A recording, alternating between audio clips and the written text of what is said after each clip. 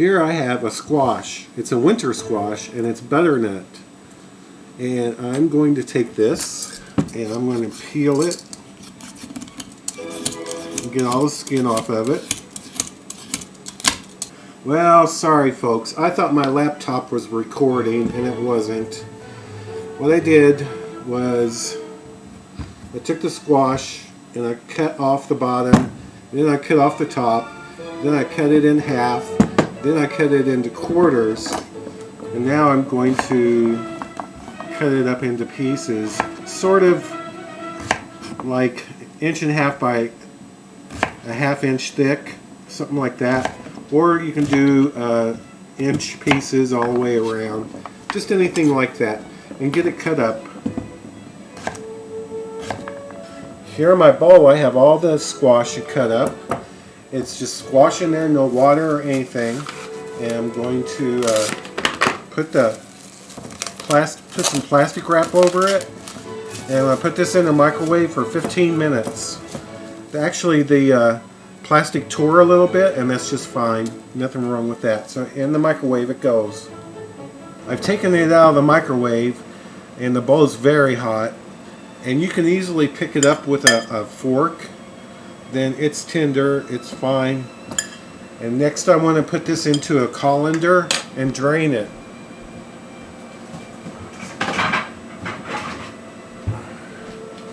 You need to drain this stuff because it gives out quite a bit of water. So I'm going to go drain it. I'm not going to show you. Here is my food processor. I'm going to take a 1/2 stick of butter, just 2 ounces, and add that in there. And here is the butternut squash. This is a 2-cup measure, and 2 cups come up to here. And so it's a little bit overflowing. You basically want about 1 pound of squash in there. Measurements don't have to be perfect. 2 cups usually is about 1 pound. Tablespoon of brown sugar, 1/4 teaspoon salt, 1/4 teaspoon salt, and nutmeg, just a shake. If you have to measure that, I would say 1/8 of a teaspoon.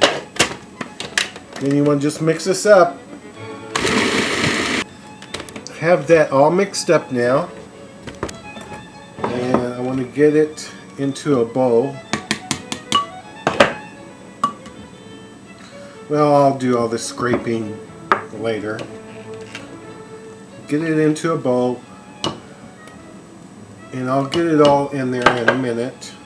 You want to add 1/8 teaspoon or 1/4 teaspoon around in there of pepper, and 1 cup. I'm going to use Romano and Parmesan cheese mixed.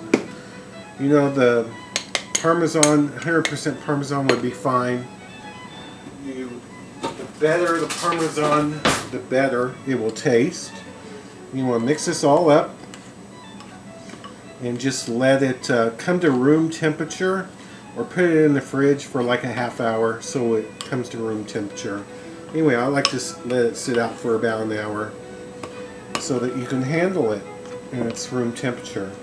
We're going to make the glue to make the ravioli stick to each other. So there's like about 2 tablespoons of water.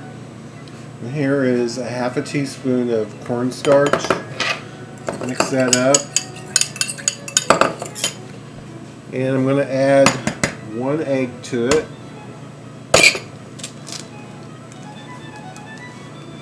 Because we're going to do all this work to make these ravioli, and we want to make sure they stick. So there's our glue. Okay, to make the raviolis, I have these. These are actually pot sticker wrappers. Yeah, I'm not going to make my own pasta. I'm sorry, I'm just too lazy. So here's the filling. I kind of make sure it's a little bit warm. And you want to put about 2 teaspoons of filling in the center. Then take your egg mixture, go around the sides, put a top on there, kind of press down in the center a little bit, and spread the top out. and kind of make a little bit of an effort to get the air out. I'm going to go around with a little fork, and I take these and I'm putting them on a baking tray that has some flour on there so that they don't stick to the tray or anything, and they kind of look like eggs, little eggs. For the sauce that we are going to make for the ravioli, we're going to need 4 ounces, a stick of butter. We're going to need about 1 tablespoon of lemon juice. We're going to need some fresh sage, and we're also going to need some parmesan and a little bit of salt. I have my pan, it's been heating, and I'm going to add the stick of butter. I want that to melt.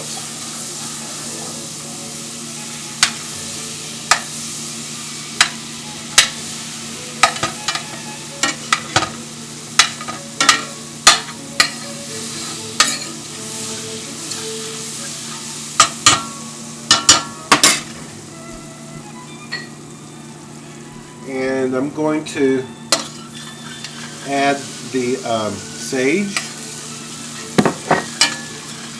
Just let that cook for like a minute. In the meantime, here I have a pot that the water is almost come up to a boil. It's simmering. So I'm going to go ahead and add like about a tablespoon of salt to the water. Back here the water is simmering, so I'm going to add some of the ravioli. This made 26 ravioli. I'm just going to gently poach these, kind of simmer them. I'll add half of them and let them simmer while the butter sauce is doing its thing.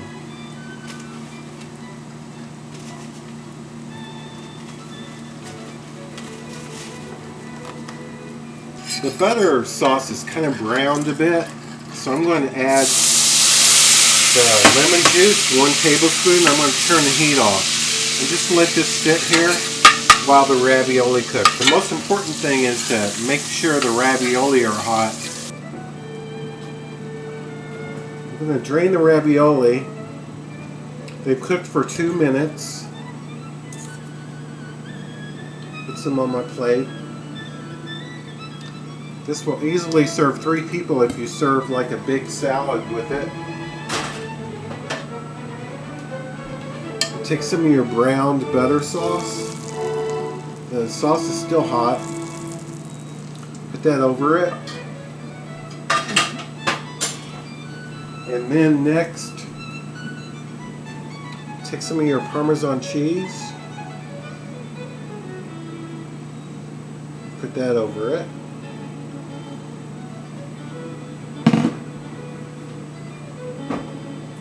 And optional, if you have some really nice olive oil, put a little bit of dab of that on there.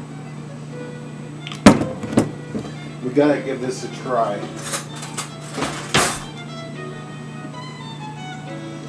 I love these little pouches. They look like eggs.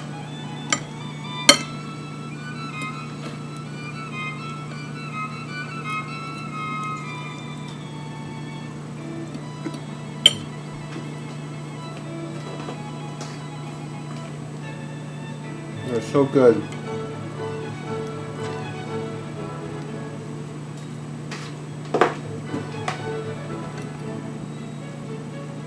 And some cashews, if you have them, for some crunch.